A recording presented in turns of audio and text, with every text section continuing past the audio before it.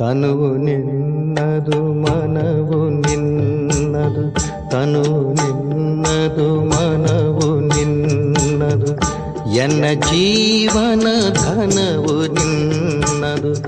ನಾನು ನಿನ್ನವನೆಂಬ ಹೆಮ್ಮೆಯ ಋಣವು ಮಾತ್ರವೇ ನನ್ನದು. ತನು ನಿನ್ನದು ಮನವು ನಿನ್ನದು.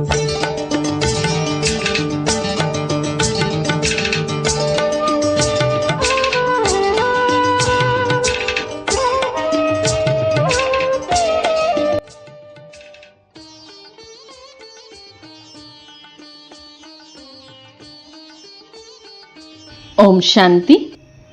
ದಿನಾಂಕ 3/8/2026 ಪ್ರಾತಃ ಮುರಳಿ. ಬಾಪ್ದಾದ ಮಧುಬನ. ಮಧುರ ಮಕ್ಕಳೇ, ನೀವು ಸತ್ಯ ಸತ್ಯ ರಾಜ ಋಷಿ ರಾಜಯೋಗಿಗಳಾಗಿದ್ದೀರಿ. ನೀವು ರಾಜ್ಯ ಪದವಿಗಾಗಿ ಅವಶ್ಯವಾಗಿ ಪವಿತ್ರರಾಗಬೇಕಾಗಿದೆ. ಶಿವ ಭಗವಾನ್ ವಾಚ. ಆತ್ಮಿಕ ತಂದೆ ಆತ್ಮಿಕ ಮಕ್ಕಳ ಪ್ರತಿ ತಿಳಿಸ್ತಿದ್ದಾರೆ. ಇಂದು ಮಕ್ಕಳಿಗೆ ಹಠಯೋಗ ಮತ್ತು ರಾಜಯೋಗವನ್ನು ಕುರಿತು ತಿಳಿಸುತ್ತೇವೆ. ಮಕ್ಕಳಿಗೆ ಅರ್ಥವಾಗಿದೆ, ಅವರು ಏನೆಲ್ಲವನ್ನು ಕಲಿಸುತ್ತಾರೆಯೋ ಎಲ್ಲವೂ ಹಠಯೋಗವಾಗಿದೆ. ಏಕೆಂದರೆ ಅವರು ಕರ್ಮ ಸನ್ಯಾಸಿಗಳಾಗಿದ್ದಾರೆ. ವಾಸ್ತವದಲ್ಲಿ ಗೃಹಸ್ಥಿಗಳು ಹಠಯೋಗ ಕರ್ಮ ಸನ್ಯಾಸವನ್ನು ಕಲಿಯುವಂತಿಲ್ಲ. ಏಕೆಂದರೆ ಸನ್ಯಾಸಿಗಳದ್ದು ನಿವೃತ್ತಿ ಮಾರ್ಗವಾಗಿದೆ. ಆ ಧರ್ಮವೇ ಬೇರೆಯಾಗಿದೆ. ನಿಮ್ಮದು ದೇವಿ ದೇವತಾ ಧರ್ಮವಾಗಿದೆ. ಆ ದೇವಿ ದೇವತೆಗಳು ರಾಜಯೋಗದಿಂದಲೇ ರಾಜ್ಯವನ್ನು ಪಡೆದಿದ್ದಾರೆ. ನೀವೀಗ ರಾಜ ಋಷಿಗಳಾಗಿದ್ದೀರಿ. ಯಾರು ಪವಿತ್ರರಾಗಿರುವರೋ ಅವರಿಗೆ ಋಷಿಗಳೆಂದು ಹೇಳಲಾಗ್ತದೆ. ನೀವೀಗ ಪವಿತ್ರರಾಗಿದ್ದೀರಿ. ಒಂದು ವೇಳೆ ಆಗಿರದಿದ್ದರೆ ಅವರಿಗೆ ಋಷಿಗಳೆಂದು ಹೇಳಲಾಗುವುದಿಲ್ಲ. ನೀವು ರಾಜ್ಯ ಭಾಗ್ಯವನ್ನು ಪಡೆಯೋದಕ್ಕಾಗಿ ಪವಿತ್ರರಾಗ್ತೀರಿ. ಅವರು ರಾಜ್ಯ ಪದವಿಗಾಗಿ ಪವಿತ್ರರಾಗೋದಿಲ್ಲ. ನಿಮಗೆ ತಿಳಿದಿದೆ, ಪವಿತ್ರ ಪ್ರಪಂಚದಲ್ಲಿ ನಮಗೆ ಪವಿತ್ರ ರಾಜ್ಯವಿತ್ತು. ಭಾರತದಲ್ಲಿಯೇ 5,000 ವರ್ಷಗಳ ಮೊದಲು ದೇವಿ ದೇವತೆಗಳ ಪೂಜ್ಯ ಪವಿತ್ರ ಪ್ರವೃತ್ತಿ ಮಾರ್ಗವಿತ್ತು. ಈಗ ಪೂಜಾರಿ ಪತಿತರಾಗಿದ್ದಾರೆ. ಹೇಗೆ ಪತಿತರಾದರು? 84 ಜನ್ಮಗಳ ಲೆಕ್ಕವಿದೆಯಲ್ಲವೇ? ತಂದೆ ಯಾವ ಸಹಜ ರಾಜಯೋಗವನ್ನು ಕಲಿಸುತ್ತಿದ್ದಾರೆಯೋ ಅವರೇ ನಿಮಗೆ 84 ಜನ್ಮಗಳ ಕಥೆಯನ್ನು ತಿಳಿಸ್ತಾರೆ.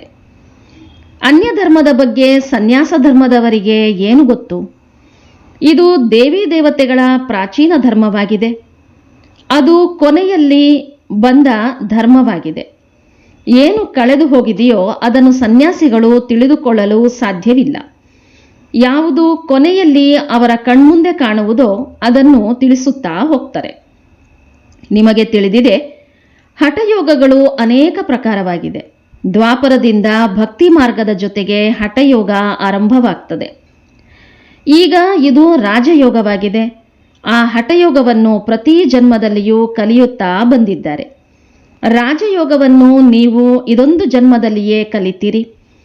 ಅವರಂತೂ ಪ್ರತಿ ಜನ್ಮದಲ್ಲಿ ಪುನರ್ಜನ್ಮವನ್ನು ತೆಗೆದುಕೊಂಡು ಹಠಯೋಗವನ್ನು ಕಲಿಯಲೇಬೇಕಾಗಿದೆ. ನೀವು ರಾಜಯೋಗ ಕಲಿಯಲು ಪುನರ್ಜನ್ಮ ತೆಗೆದುಕೊಳ್ಳಬೇಕಾಗೋದಿಲ್ಲ. ನೀವು ಕೇವಲ ಈ ಸಂಗಮದಲ್ಲಿಯೇ ರಾಜಯೋಗ ಕಲಿತೀರಿ. ರಾಜ್ಯ ಪ್ರಾಪ್ತಿಯಾಯಿತು, ಸ್ವರ್ಗವಾಯಿತೆಂದರೆ ಮತ್ತೆಲ್ಲ ಧರ್ಮಗಳು ಸಮಾಪ್ತಿಯಾಗ್ತವೆ. ನೀವು ರಾಜ ಋಷಿಗಳಾಗಿದ್ದೀರಿ. ರಾಧಾಕೃಷ್ಣರೂ ಸಹ ಪವಿತ್ರರಲ್ಲವೇ? ಪವಿತ್ರರಿಗೆ ಮಹಾತ್ಮರೆಂತಲೂ ಹೇಳ್ತಾರೆ. ಮಹಾತ್ಮರು ಪವಿತ್ರರಾಗಿರ್ತಾರೆ. ನೀವು ಸಹ ಈಗ ಮಹಾತ್ಮರು ಅಥವಾ ರಾಜ ಋಷಿಗಳಾಗಿದ್ದೀರಿ. ಮಹಾತ್ಮ ಅರ್ಥಾತ್ ಪವಿತ್ರ, ಮಹಾನಾತ್ಮ. ಈ ಮಾತುಗಳು ಯಾವುದೇ ಶಾಸ್ತ್ರಗಳಲ್ಲಿಲ್ಲ.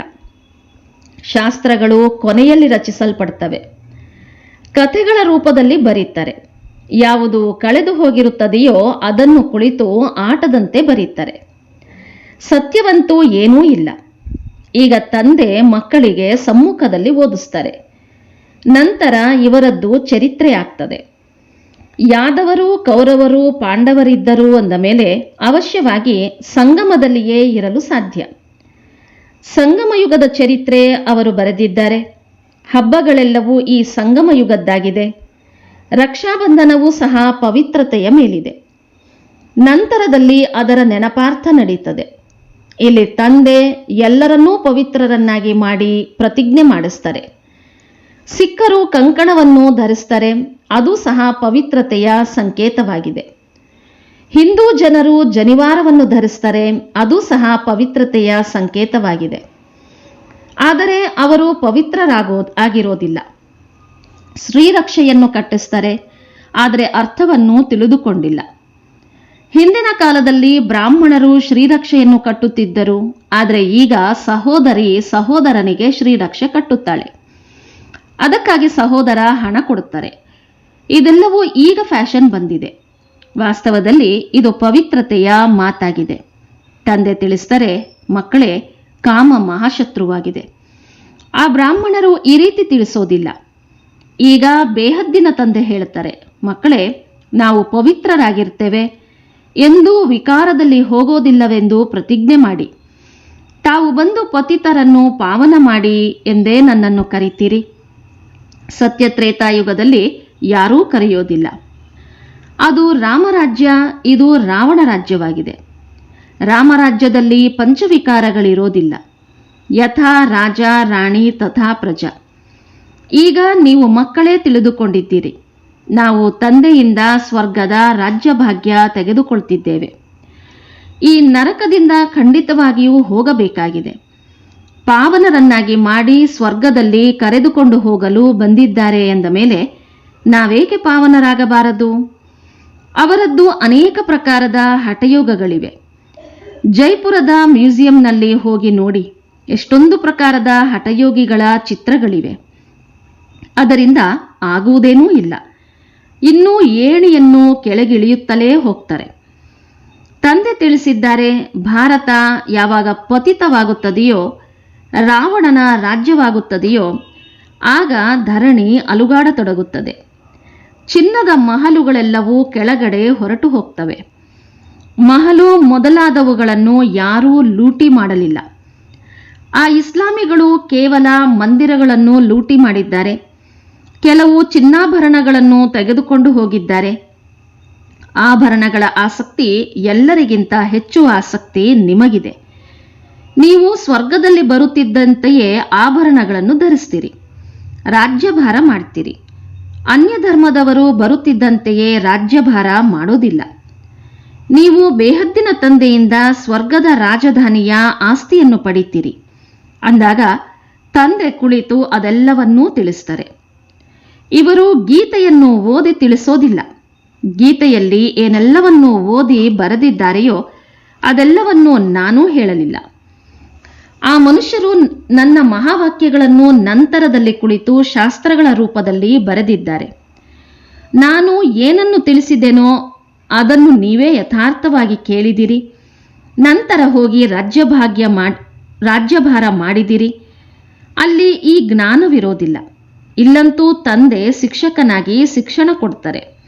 ತಂದೆ ಹಿಂದಿ ಭಾಷೆಯಲ್ಲಿಯೇ ತಿಳಿಸ್ತಾರೆ. ಇಲ್ಲಿ ಎಲ್ಲರೂ ಹಿಂದಿ ಹಿಂದಿ ಹೇಳುತ್ತಿರುತ್ತಾರಲ್ಲವೇ? ಯಾವುದು ಅವರ ಭಾಷೆಯಾಗಿರುವುದೋ ಅದನ್ನು ಹೇಳುತ್ತಿರುತ್ತಾರೆ. ವಾಸ್ತವದಲ್ಲಿ ಪ್ರಾಚೀನ ಭಾಷೆ ಹಿಂದಿಯಾಗಿದೆ, ಸಂಸ್ಕೃತವಲ್ಲ.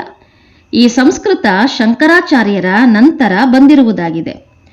ಯಾರು ಬರುವರೋ ಅವರು ತಮ್ಮ ಭಾಷೆಯನ್ನು ಪ್ರಚಲಿತ ಮಾಡ್ತಾರೆ. ತಂದೆ ಗೀತೆಯನ್ನು ಸಂಸ್ಕೃತದಲ್ಲಿ ತಿಳಿಸಲಿಲ್ಲ. ಗುರುನಾನಕರದ್ದು ತಮ್ಮದೇ ಆದ ಗ್ರಂಥವಿದೆ. ಅವರು ಸಿಖ್ ಧರ್ಮವನ್ನು ಸ್ಥಾಪನೆ ಮಾಡಿದರು. ಅವರನ್ನೂ ಸಹ ಅವತಾರವೆಂದು ತಿಳಿತಾರೆ. ಅವರಲ್ಲಿ ರಾಜರೂ ಇರ್ತಾರೆ. ಸನ್ಯಾಸಿಗಳಲ್ಲಿಯೂ ರಾಜ್ಯಭಾರ ಇರೋದಿಲ್ಲ. ತಂದೆ ತಿಳಿಸಿದ್ದಾರೆ, ಬುದ್ಧ, ಕ್ರೈಸ್ತ ಮೊದಲಾದವರು ಮೊದಲು ಗೃಹಸ್ಥಿ ಆತ್ಮ ಆಗಿದ್ದರು. ಗೃಹಸ್ಥಿ ಪತಿತಾತ್ಮರಂತೂ ಧರ್ಮಸ್ಥಾಪನೆ ಮಾಡಲು ಸಾಧ್ಯವಿಲ್ಲ. ಆದ ಕಾರಣ ಅವರಲ್ಲಿ ಸಮಯದನುಸಾರ ಪವಿತ್ರ ಆತ್ಮ ಪ್ರವೇಶ ಮಾಡಿತು. ಆಗ ಅವರು ಧರ್ಮಸ್ಥಾಪನೆ ಮಾಡಿದರು. ಅನ್ಯ ಧರ್ಮಗಳು ಭಿನ್ನ ಭಿನ್ನ ಪ್ರಕಾರದಲ್ಲಿವೆ. ಅವರು ಬಂದು ತಮ್ಮ ಚಿಕ್ಕ ಮಠ ಪಂಥಗಳನ್ನು ಸ್ಥಾಪನೆ ಮಾಡ್ತಾರೆ. ವೃಕ್ಷದ ಚಿತ್ರದಲ್ಲಿಯೂ ತೋರಿಸಿದ್ದಾರಲ್ಲವೇ? ಅಂದಾಗ ಹಠಯೋಗ ಮತ್ತು ರಾಜಯೋಗದಲ್ಲಿ ಬಹಳ ಅಂತರವಿದೆ. ಈ ಮಾತುಗಳನ್ನು ತಿಳಿದುಕೊಳ್ಳಬೇಕಾಗಿದೆ. ಯಾರಿಗೆ ಇವು ಅರ್ಥವಾಗೋದಿಲ್ಲವೋ ಅವರು ತೂಕಡಿಸ್ತಾ ಇರ್ತಾರೆ ಅಥವಾ ಆಕಳಿಸ್ತಾ ಇರ್ತಾರೆ. ಇಲ್ಲಂತೂ ನಿಮಗೆ ಖಜಾನೆ ಸಿಗ್ತದೆ, ಬಹಳ ದೊಡ್ಡ ಸಂಪಾದನೆ ಇದೆ. ನೀವು ರತ್ನಗಳಿಂದ ಜೋಳಿಗೆ ತುಂಬಿಸಿಕೊಳ್ತೀರಿ ಅಂದ ಮೇಲೆ ಇಲ್ಲಿ ಕಣ್ಣುಗಳನ್ನು ತೆರೆದು ಕೇಳಬೇಕಾಗಿದೆ. ಆಕಳಿಸುತ್ತಾ ಇರ್ತೀರಿ ಅಥವಾ ಬುದ್ಧಿ ಹೊರಗಡೆ ಅಲದಾಡ್ತಾ ಇದ್ದರೆ ಅವರು ರಾಜ್ಯವನ್ನು ಪಡೆಯಲು ಸಾಧ್ಯವಿಲ್ಲ. ನೀವು ರಾಜ ಋಷಿಗಳಾಗಿದ್ದೀರಿ, ರಾಜ್ಯ ಭಾಗ್ಯವನ್ನು ಪ್ರಾಪ್ತಿ ಮಾಡಿಕೊಳ್ಳುವವರಾಗಿದ್ದೀರಿ. ತಂದೆಯೇ ರಾಜಧಾನಿಯನ್ನು ಸ್ಥಾಪನೆ ಮಾಡ್ತಾರೆ, ಶ್ರೀಕೃಷ್ಣ ಮಾಡೋದಿಲ್ಲ. ಕೃಷ್ಣನೂ ಸಹ ತಂದೆಯ ಆಸ್ತಿಯನ್ನು ಪಡೆದುಕೊಳ್ತಾನೆ. ನಿಮ್ಮ ತಂದೆ ನಿರಾಕಾರನಾಗಿದ್ದಾರೆ, ಅವರಿಂದ ವಿಶ್ವದ ರಾಜ್ಯ ಪದವಿಯ ಆಸ್ತಿ ಪಡೆಯುತ್ತಿದ್ದೀರಿ. ನೀವು ಎಷ್ಟೊಂದು ಸಾಹುಕಾರರಾಗಿದ್ದೀರಿ. ಇಲ್ಲಿ ಒಬ್ಬ ತಂದೆಯೇ ಬಂದು ರಾಜಯೋಗವನ್ನು ಕಲಿಸ್ತಾರೆ. ಅದರಲ್ಲಿಯೂ ನೀವು ತಿನ್ನಿರಿ, ಕುಡಿಯಿರಿ, ತಿರುಗಾಡಿರಿ, ಕೇವಲ ತಂದೆಯ ನೆನಪು ಮಾಡಿರಿ. ಸಾಹುಕಾರರು ಅವಶ್ಯವಾಗಿ ಚೆನ್ನಾಗಿ ತಿನ್ನುತ್ತಾರೆ, ಅವರಂತೂ ತಮ್ಮ ಸಂಪಾದನೆಯ ಫಲ ತಿನ್ನುತ್ತಾರೆ. ಭಕ್ಷ್ಯ ಭೋಜವನ್ನಾದರೂ ತಿನ್ನಿರಿ ಅಥವಾ ರೊಟ್ಟಿಯನ್ನಾದರೂ ತಿನ್ನಿರಿ, ಆದರೆ ತಂದೆಯ ನೆನಪು ಮಾಡಿರಿ. ಭಲೆ ಏನನ್ನಾದರೂ ತಿನ್ನಿರಿ, ಹಣವಿರುವುದಾದರೂ ಏತಕ್ಕೆ? ಬಾಬಾ ಇದನ್ನು ನಿರಾಕರಿಸುವುದಿಲ್ಲ. ಕೇವಲ ತಂದೆಯೊಂದಿಗೆ ಬುದ್ಧಿಯೋಗ ಇಡಬೇಕಾಗಿದೆ. ಈ ರಾಜಧಾನಿಯನ್ನು ಸ್ಥಾಪನೆ ಮಾಡುವುದರಲ್ಲಿ ಯಾವುದೇ ಖರ್ಚಿಲ್ಲ. ಆ ಯುದ್ಧ ಮೊದಲಾದವುಗಳಲ್ಲಿ ಎಷ್ಟೊಂದು ಖರ್ಚಾಗ್ತದೆ, ವಿಮಾನಗಳಿಗಾಗಿ ಎಷ್ಟೊಂದು ಖರ್ಚಾಗ್ತದೆ. ಒಂದು ವೇಳೆ ಕೆಳಬಿದ್ದರೆ ಒಮ್ಮೆಲೆ ಸಮಾಪ್ತಿಯಾಗ್ತಾರೆ. ಎಷ್ಟೊಂದು ನಷ್ಟ ಉಂಟಾಗ್ತದೆ. ಆದ್ದರಿಂದ ತಂದೆ ತಿಳಿಸ್ತಾರೆ, ನಡೀತಾ ತಿರುಗಾಡುತ್ತಾ ತಂದೆಯ ನೆನಪು ಮಾಡಿ ಸ್ವದರ್ಶನ ಚಕ್ರವನ್ನು ತಿರುಗಿಸ್ತಾ ಇರಿ. ನಾವು 84 ಜನ್ಮಗಳನ್ನು ಪೂರ್ಣಗೊಳಿಸಿದ್ದೇವೆ. ಈಗ ವತನದ ಕಡೆಗೆ ಹೋಗಬೇಕಾಗಿದೆ. ಮನೆಗೆ ಹೋಗಿ ನಂತರ ಬಂದು ರಾಜ್ಯಭಾರ ಮಾಡ್ತೇವೆ. ನೀವು ಪಾತ್ರಧಾರಿಗಳಲ್ಲವೇ? ಆ ಚಲನಚಿತ್ರ 2-3 ಗಂಟೆಗಳ ಕಾಲ ನಡೀತದೆ. ಈ ಬೇಹದ್ದಿನ ನಾಟಕ 5000 ವರ್ಷ ನಡೀತದೆ. ಇದನ್ನು ಮನುಷ್ಯರೇ ತಿಳಿದುಕೊಳ್ಳಲು ಸಾಧ್ಯ. ಈ ಪ್ರಪಂಚ ಮುಳ್ಳುಗಳ ಕಾಡಾಗಿದೆ. ವಿಕಾರದ ಮುಳ್ಳು ಅತಿ ದೊಡ್ಡ ಮುಳ್ಳಾಗಿದೆ. ಇದು ಆದಿ ಮಧ್ಯ ಅಂತ್ಯ ದುಃಖ ಕೊಡುತ್ತದೆ. 2ನೇ ಮುಳ್ಳು ಕ್ರೋಧವಾಗಿದೆ. ಅದರ ಗುರುತು ಈ ಮಹಾಭಾರತ ಯುದ್ಧವನ್ನು ನೋಡಿ. ಯಾವುದೇ ಮಾತಿನಲ್ಲಿ ಕ್ರೋಧ ಬಂದರೆ ಸಾಕು, ಕೂಡಲೇ ಬಾಂಬುಗಳನ್ನು ಹಾಕಲು ಆರಂಭಿಸುತ್ತಾರೆ. ಈಗಂತೂ ಇಂತಿಂತಹ ಬಾಂಬುಗಳನ್ನು ತಯಾರಿಸಿದ್ದಾರೆ, ಅದರ ಮಾತೇ ಕೇಳಬೇಡಿ. ಸತ್ಯಯುಗದಲ್ಲಿ ಯಾವುದೇ ಯುದ್ಧ ಇತ್ಯಾದಿಗಳಿರೋದಿಲ್ಲ. ಸಂಗಮದಲ್ಲಿ ಈ ಮಹಾಭಾರತ ಯುದ್ಧವನ್ನು ತೋರಿಸಿದ್ದಾರೆ. ಮತ್ಯಾವುದೇ ಶಾಸ್ತ್ರಗಳಲ್ಲಿ ಯುದ್ಧದ ಮಾತಿಲ್ಲ. ಅಲ್ಲಂತೂ ನೀವು ಇಡೀ ವಿಶ್ವದ ಮಾಲೀಕರಾಗಿರುತ್ತೀರಿ. ಯುದ್ಧದ ಮಾತಿರಲು ಸಾಧ್ಯವಿಲ್ಲ. ಶಾಸ್ತ್ರಗಳಲ್ಲಿ ಅಸುರರು ಮತ್ತು ದೇವತೆಗಳ ಯುದ್ಧವನ್ನು ತೋರಿಸಿದ್ದಾರೆ, ಆದರೆ ದೇವತೆಗಳು ಅಹಿಂಸಕರಾಗಿದ್ದಾರೆ. ನೀವು ಯೋಗ ಬಲದಿಂದ ವಿಶ್ವದ ಮಾಲೀಕರಾಗ್ತೀರಿ. ಇದು ಶಾಂತಿಯ ಬಲವಾಗಿದೆ. ಇದರಲ್ಲಿ ನೀವು ಏನನ್ನೂ ಹೇಳುವಂತಿಲ್ಲ. ನೆನಪಿನ ಬಲದಿಂದ ನೀವು ತಂದೆಯಿಂದ ವಿಶ್ವದ ರಾಜ್ಯಭಾಗ್ಯವನ್ನು ತೆಗೆದುಕೊಳ್ತೀರಿ. ಅಂತರ ನೋಡಿ ಎಷ್ಟಿದೆ. ವಿಜ್ಞಾನದ ಬಲದಿಂದ ವಿನಾಶವಾಗ್ತದೆ, ಮತ್ತೆ ಅದೇ ವಿಜ್ಞಾನದಿಂದ ನೀವು ಸತ್ಯಯುಗದಲ್ಲಿ ಸುಖವನ್ನೂ ನೋಡ್ತೀರಿ. ವಿಜ್ಞಾನದಿಂದ ಅನ್ವೇಷಣೆ ಮಾಡ್ತಾರೆ, ಅದನ್ನು ಸುಖಕ್ಕಾಗಿಯೇ ಮಾಡ್ತಾರೆ. ವಿಜ್ಞಾನದವರೂ ಸಹ ಬಂದು ಜ್ಞಾನವನ್ನು ತೆಗೆದುಕೊಳ್ತಾರೆ. ಪ್ರದರ್ಶನಿಗೆ ಎಲ್ಲರೂ ಬರ್ತಾರೆ. ಮುಂದೆ ಹೋದಂತೆ ಎಲ್ಲರೂ ಬರುವರು. ನಿಮ್ಮ ಈ ಶಾಂತಿಯ ಶಕ್ತಿಯ ಪ್ರಭಾವ ಬೀರುವುದು. ಗೀತೆಯ ಭಗವಂತ ಯಾರು ಎಂದು ನೀವು ಪ್ರಶ್ನೆ ಕೇಳ್ತೀರಿ. ಈ ರೀತಿ ಮತ್ಯಾರೂ ಕೇಳಲು ಸಾಧ್ಯವಿಲ್ಲ. ಎಲ್ಲಿ ಈ ಪ್ರಶ್ನೆಗಳನ್ನು ಬರೆಯುವಿರೋ ಅದರ ಜೊತೆಗೆ ಚಿತ್ರಗಳನ್ನು ಕೊಡಿ. ಗೀತೆಯ ಭಗವಂತ ಪರಮಪಿತ ಪರಮಾತ್ಮನೋ ಅಥವಾ ಶ್ರೀಕೃಷ್ಣನೋ? ಶ್ರೀಕೃಷ್ಣ ಪೂರ್ಣ 84 ಜನ್ಮಗಳನ್ನು ತೆಗೆದುಕೊಳ್ತಾನೆ. ಪತಿತರಿಂದ ಪಾವನರನ್ನಾಗಿ ಮಾಡುವವರು ತಂದೆಯೇ ಆಗಿದ್ದಾರೆ. ಕೃಷ್ಣನ ಆತ್ಮವಂತೂ 84 ಜನ್ಮಗಳನ್ನು ತೆಗೆದುಕೊಂಡು ಪತಿತನಾಗಿದೆ. ಅವರಿಗೇ ತಂದೆ ತಿಳಿಸ್ತಾರೆ, ನೀವು 84 ಜನ್ಮ ತೆಗೆದುಕೊಂಡಿದ್ದೀರಿ, ನೀವು ನಿಮ್ಮ ಜನ್ಮಗಳನ್ನು ಅರಿತುಕೊಂಡಿಲ್ಲ. ನಾವು 84 ಜನ್ಮಗಳನ್ನು ಹೇಗೆ ತೆಗೆದುಕೊಳ್ತೇವೆ ಎಂಬುದನ್ನು ಪಾತ್ರಧಾರಿಗಳಿಗೆ ತಿಳಿದಿರಬೇಕಲ್ಲವೇ? ಸನ್ಯಾಸಿಗಳ ಧರ್ಮವೇ ಬೇರೆಯಾಗಿದೆ. ಭಾರತವಾಸಿಗಳಿಗೆ ತಮ್ಮ ಧರ್ಮದ ಬಗ್ಗೆ ಅರಿವಿಲ್ಲದ ಕಾರಣ ಅನ್ಯ ಧರ್ಮಗಳಲ್ಲಿ ಹೋಗುತ್ತಿರುತ್ತಾರೆ. ಯಾವ ಗುರುವಿನ ಆಶೀರ್ವಾದದಿಂದಾದರೂ ಯಾರಿಗಾದರೂ ಹಣ ಸಿಕ್ಕಿತೆಂದರೆ ಅವರ ಹಿಂದೆ ಬೀಳುತ್ತಾರೆ. ಮತ್ತೆ ದಿವಾಳಿಯಾದರೆ ಅದು ಭಗವಂತನ ಇಚ್ಛೆ ಎಂದು ಹೇಳ್ತಾರೆ. ಗಂಡು ಮಗುವಾಯಿತೆಂದರೆ ಬಹಳ ಖುಷಿಯಾಗ್ತದೆ. ಒಂದು ವೇಳೆ 10-12 ದಿನಗಳ ನಂತರ ಮಗು ಸತ್ತು ಹೋಯಿತೆಂದರೆ ಇದು ಈಶ್ವರನ ಲೀಲೆ ಎಂದು ಹೇಳ್ತಾರೆ. ಇವರನ್ನು ಬದುಕಿಸುವುದು ನಮ್ಮ ಕೈಯಲ್ಲಿಲ್ಲ ಎನ್ನುತ್ತಾರೆ. ಬ್ರಹ್ಮ ತಂದೆ ಇಂತಹ ಅನೇಕ ಉದಾಹರಣೆಗಳನ್ನು ನೋಡಿದ್ದಾರೆ. ಇಂಥವರು ಅನೇಕರಿದ್ದಾರೆ. ಇಲ್ಲಂತೂ ತಂದೆ ಕುಳಿತಿದ್ದಾರೆ. ತಂದೆ ಮಕ್ಕಳಿಗೆ ತಿಳಿಸಿದರೆ ಮಧುರಾತಿ ಮಧುರ ಮಕ್ಕಳೇ ಪಾವನರಾಗಿ. ನಿಮಗೆ ನೆನಪಿದೆಯೇ? ಯಾವಾಗ ಮಹಾಭಾರತ ಯುದ್ಧವಾಗಿತ್ತೋ ಆಗ ಬಾಬಾ ನಮ್ಮನ್ನು ಈ ದುಶ್ಯಾಸನರು ಅಪವಿತ್ರರನ್ನಾಗಿ ಮಾಡ್ತಾರೆ, ಇದರಿಂದ ರಕ್ಷಣೆ ಮಾಡಿ ಎಂದು ದ್ರೌಪದಿ ಕರೆದಿದ್ದಳು. ಇದು 5,000 ವರ್ಷಗಳ ಮಾತಾಗಿದೆ. ವಿಕಾರಕ್ಕಾಗಿಯೇ ಅಬಲೆಯರ ಮೇಲೆ ಅತ್ಯಾಚಾರಗಳಾಗ್ತವೆ. ಕೆಲವರು ಸ್ತ್ರೀಯರೂ ಸಹ ಈ ರೀತಿ ಇರ್ತಾರೆ. ಅವರು ವಿಕಾರವಿಲ್ಲದೆ ಇರಲು ಸಾಧ್ಯವಾಗುವುದಿಲ್ಲ. ಶೂರ್ಪಣಖಿ ಪೂತನೆ ಎಂದು ಅವರ ಹೆಸರನ್ನೂ ಇಡಲಾಗಿದೆ. ಯಾರು ವಿಕಾರಕ್ಕಾಗಿ ತೊಂದರೆ ಕೊಡುವರೋ ಅವರು ಕಂಸ, ಜರಾಸಂಧ, ಶಿಶುಪಾಲರಾಗಿದ್ದಾರೆ. ಇವರೆಲ್ಲರೂ ವಿನಾಶವನ್ನು ಹೊಂದಲೇಬೇಕಾಗಿದೆ. ಈ ಸಮಯದಲ್ಲಿ ಆಸುರಿ ರಾವಣ ರಾಜ್ಯವಿದೆ. ನಂತರ ಈಶ್ವರೀಯ ರಾಜ್ಯವಿರುವುದು.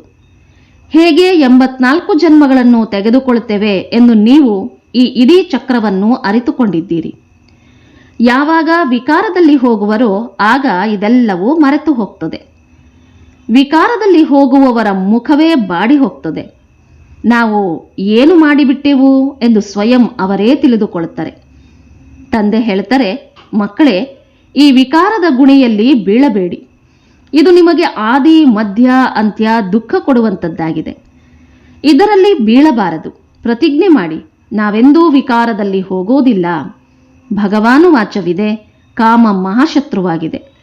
ಪ್ರತಿಯೊಂದು ಚಿತ್ರದಲ್ಲಿ ಮೊದಲು ಇದನ್ನು ಬರೆಯಿರಿ: ಜ್ಞಾನಸಾಗರ, ಪತಿತ ಪಾವನ, ಗೀತಾಜ್ಞಾನದಾತ, ಶಿವ ಭಗವಾನು ವಾಚ. ಈ ರೀತಿ ಬರೆದಾಗ ಕೃಷ್ಣನ ಹೆಸರೇ ಹೊರಟು ಹೋಗುವುದು. ನಮಗೆ ಗೀತೆಯ ಭಗವಂತನೇ ಕುಳಿತು ಇದನ್ನು ತಿಳಿಸ್ತಾರೆ. ಅದೇ ಜ್ಞಾನವನ್ನು ನಾವು ತೆಗೆದುಕೊಳ್ಳುತ್ತೇವೆ. ಭಗವಂತನೇ ಬಂದು ಹೊಸ ಪ್ರಪಂಚವನ್ನು ಸ್ಥಾಪನೆ ಮಾಡ್ತಾರೆ. ಮತ್ತೆ ಹಳೆಯ ಪ್ರಪಂಚದ ವಿನಾಶವಾಗ್ತದೆ. ಇದು ರುದ್ರ ಜ್ಞಾನ ಯಜ್ಞವಲ್ಲವೇ? ಇದಕ್ಕೆ ಮೂಲ ಶಿವತಂದೆಯಾಗಿದ್ದಾರೆ. ರುದ್ರ ತಂದೆ ಎಂದು ಹೇಳೋದಿಲ್ಲ. ಬಾಂಬೆಯಲ್ಲಿ ಬಬುಲ್ನಾಥನ ಮಂದಿರವೂ ಇದೆ. ಮುಳ್ಳುಗಳಿಗೆ ಬಬುಲ್ ಎಂದು ಹೇಳಲಾಗ್ತದೆ. ಅಂದ ಮೇಲೆ ಬಬುಲ್ನಾಥ ಎಂಬ ಹೆಸರನ್ನು ಏಕಿಟ್ಟಿದ್ದಾರೆ? ಇದನ್ನು ಯಾರೂ ತಿಳಿದುಕೊಂಡಿಲ್ಲ. ಚಿತ್ರವಂತೂ ಶಿವನದ್ದಾಗಿದೆ. ಬಾಕಿ ಅದಕ್ಕೆ ಅನೇಕ ಹೆಸರುಗಳನ್ನಿಟ್ಟಿದ್ದಾರೆ. ಶಿವತಂದೆಯೇ ಬಂದು ಮುಳ್ಳುಗಳ ಕಾಡನ್ನು ಹೂದೋಟವನ್ನಾಗಿ ಮಾಡ್ತಾರೆ. ಅವರೇ ನಿಮ್ಮ ತಂದೆಯಾಗಿದ್ದಾರೆ. ಅವರ ಹೆಸರಾಗಿದೆ ಶಿವ. ಶಿವ ಪರಮಾತ್ಮಾಯ ನಮಃ, ಬ್ರಾಹ್ಮಣ ದೇವಿ ದೇವತಾಯ ನಮಃ ಶಬ್ದ ಸಂಪೂರ್ಣ ಸ್ಪಷ್ಟವಾಗಿದೆ. ಆ ಪರಮಪಿತ ಪರಮಾತ್ಮನೇ ಕುಳಿತು ಈಗ ಈ ರಥದ ಮೂಲಕ ತಿಳಿಸುತ್ತಿದ್ದಾರೆ. ಹೇಗೆ ಲೌಕಿಕ ತಂದೆ ತಿಳಿಸುತ್ತಾರಲ್ಲವೇ? ಮಕ್ಕಳೇ, ನನ್ನ ಕುಲಕ್ಕೆ ಕಳಂಕ ತರಬೇಡಿ, ಯಾವುದೇ ಕೆಟ್ಟ ಕೆಲಸ ಮಾಡಬೇಡಿ ಎಂದು. ಅದೇ ರೀತಿ ಈ ತಂದೆಯೂ ಸಹ ಹೇಳ್ತಾರೆ, ಮಕ್ಕಳೇ, ವಿಕಾರದಲ್ಲಿ ಹೋಗಬೇಡಿ. ಪವಿತ್ರರಾಗದೆ ಸ್ವರ್ಗದಲ್ಲಿ ಶ್ರೇಷ್ಠ ಪದವಿ ಪಡೆಯಲು ಸಾಧ್ಯವಿಲ್ಲ. ನೀವು ಬಹಳ ದೊಡ್ಡ ಸಂಪಾದನೆಯನ್ನು ಮಾಡಿಕೊಳ್ತಿದ್ದೀರಿ. ಉಳಿದೆಲ್ಲರೂ ಕಳೆದುಕೊಳ್ಳುತ್ತಿದ್ದಾರೆ. ಭಲೆ ಯಾರ ಬಳಿಯಾದರೂ ಪದುಮದಷ್ಟಿರಬಹುದು. ದೊಡ್ಡ ದೊಡ್ಡ ಮಹಲುಗಳನ್ನು ಕಟ್ಟಿಸುತ್ತಿದ್ದಾರೆ. ಲಕ್ಷಾಂತರ ರೂಪಾಯಿಗಳನ್ನು ಖರ್ಚು ಮಾಡ್ತಾರೆ. ಆದರೆ ನಿಮಗೆ ತಿಳಿದಿದೆ, ಇದೆಲ್ಲವೂ ಸಮಯ ವ್ಯರ್ಥವಾಗಿದೆ. ಇದೇನೂ ಕೆಲಸಕ್ಕೆ ಬರುವುದಿಲ್ಲ. ಎಲ್ಲವೂ ಸಮಾಪ್ತಿಯಾಗುವುದು. ಇನ್ನೂ 10-12 ಸಾವಿರ ವರ್ಷಗಳು ನಡೀತದೆ ಎಂದು ಅವರು ತಿಳಿದುಕೊಳ್ಳುತ್ತಾರೆ. ಆದರೆ ನಿಮಗೆ ಗೊತ್ತಿದೆ, ಮೃತ್ಯು ಸಮ್ಮುಖದಲ್ಲಿ ನಿಂತಿದೆ, ತಲೆಯ ಮೇಲೆ ನಿಂತಿದೆ. ಸ್ವಲ್ಪ ಸಮಯದಲ್ಲಿಯೇ ಈ ಭೂಕಂಪ ಇತ್ಯಾದಿಗಳು ಆಗಿ ಎಲ್ಲವೂ ಡೋಲಾಯಮಾನವಾಗುವುದು. ಭೂಕಂಪದಲ್ಲಿ ಅಸಂಖ್ಯಾತ ಜನರು ಸಾಯ್ತಾರೆ. ಈಗಂತೂ ವಿನಾಶವಾಗಲೇಬೇಕಾಗಿದೆ. ವಿನಾಶದ ಸಾಕ್ಷಾತ್ಕಾರ ಮತ್ತು ಸ್ಥಾಪನೆಯ ಸಾಕ್ಷಾತ್ಕಾರವನ್ನು ನೋಡಿದ್ದೀರಿ. ಈಗ ಮತ್ತೆ ಈ ಸ್ಥೂಲ ಕಣ್ಣುಗಳಿಂದ ನೋಡ್ತೀರಿ. ಭಕ್ತಿ ಮಾರ್ಗದಲ್ಲಿ ಏನೆಲ್ಲವನ್ನೂ ಮಾಡ್ತಾರೆ, ಆದರೆ ಯಾರೂ ವೈಕುಂಠದಲ್ಲಿ ಹೋಗಲು ಸಾಧ್ಯವಿಲ್ಲ. ಜ್ಞಾನವಿಲ್ಲದೆ ಸದ್ಗತಿ ಇಲ್ಲ. ಇವೆಲ್ಲವೂ ಭಕ್ತಿ ಮಾರ್ಗದ ಗೊಂಬೆಗಳಾಗಿವೆ. ಒಳ್ಳೆಯದು. ಮಧುರಾತಿ ಮಧುರ ಅಗಲಿ ಹೋಗಿ ಮರಳಿ ಸಿಕ್ಕಿರುವ ಮಕ್ಕಳ ಪ್ರತಿ ಮಾತಾಪಿತಾ ಬಾಪ್ದಾದರವರ ನೆನಪು, ಪ್ರೀತಿ ಹಾಗೂ ಸುಪ್ರಭಾತ. ಆತ್ಮಿಕ ಮಕ್ಕಳಿಗೆ ಆತ್ಮಿಕ ತಂದೆಯ ನಮಸ್ತೆ. ಆತ್ಮಿಕ ಮಕ್ಕಳ ಆತ್ಮಿಕ ತಂದೆಗೆ ನಮಸ್ತೆ, ನಮಸ್ತೆ, ನಮಸ್ತೆ. ಧಾರಣೆಗಾಗಿ ಮುಖ್ಯಾಂಶಗಳು. ಕುಲ ಕಳಂಕಿತ ಮಾಡುವಂತಹ ಯಾವುದೇ ಕೆಟ್ಟ ಕೆಲಸಗಳನ್ನು ಮಾಡಬಾರದು. ತಮ್ಮೊಂದಿಗೆ ತಾವೇ ಪವಿತ್ರರಾಗುವ ಪ್ರತಿಜ್ಞೆ ಮಾಡಿಕೊಳ್ಳಬೇಕಾಗಿದೆ. ಈಗ ತಮ್ಮ ಹಣ, ಸಮಯವನ್ನು ವ್ಯರ್ಥವಾಗಿ ಕಳೆಯಬಾರದು. ಹೂದೋಟದಲ್ಲಿ ಹೋಗುವುದಕ್ಕಾಗಿ ಮುಳ್ಳುಗಳನ್ನು ತೆಗೆದುಹಾಕಬೇಕಾಗಿದೆ. ವರದಾನ: ಅಲೌಕಿಕ ಆಟ ಮತ್ತು ಆಟಿಕೆಯೊಂದಿಗೆ ಆಡುತ್ತಾ ಸದಾ ಶಕ್ತಿಶಾಲಿಯಾಗುವಂತಹ ಅಚಲ ಅಡೋಲ ಭವ. ಅಲೌಕಿಕ ಜೀವನದಲ್ಲಿ ಮಾಯೆಯ ವಿಘ್ನಗಳು ಬರುವುದು ಸಹ ಅಲೌಕಿಕ ಆಟವಾಗಿದೆ. ಹೇಗೆ ಶಾರೀರಿಕ ಶಕ್ತಿಗಾಗಿ ಆಟವನ್ನು ಆಡಿಸಲಾಗ್ತದೆ, ಹಾಗೆಯೇ ಅಲೌಕಿಕ ಯುಗದಲ್ಲಿ ಪರಿಸ್ಥಿತಿಗಳನ್ನು ಆಟಿಕೆ ಎಂದು ತಿಳಿದುಕೊಂಡು ಈ ಅಲೌಕಿಕ ಆಟವನ್ನಾಡಿರಿ. ಇದರಿಂದ ಭಯ ಅಥವಾ ಗಾಬರಿಯಾಗಬಾರದು. ಸ್ವಯಂವನ್ನು ಸರ್ವ ಸಂಕಲ್ಪಗಳ ಸಹಿತವಾಗಿ ಬಾಪ್ದಾದರವರ ಮೇಲೆ ಅರ್ಪಣೆ ಮಾಡುತ್ತೀರೆಂದರೆ ಮಾಯೆ ಎಂದಿಗೂ ಯುದ್ಧ ಮಾಡಲು ಸಾಧ್ಯವಿಲ್ಲ. ಪ್ರತಿನಿತ್ಯ ಅಮೃತ ವೇಳೆಯಲ್ಲಿ ಸಾಕ್ಷಿಯಾಗಿ ಸ್ವಯಂನ ಸರ್ವಶಕ್ತಿಗಳಿಂದ ಶೃಂಗರಿಸಿಕೊಳ್ಳುತ್ತೀರೆಂದರೆ ಅಚಲ ಅಡೋಲರಾಗಿರ್ತೀರಿ.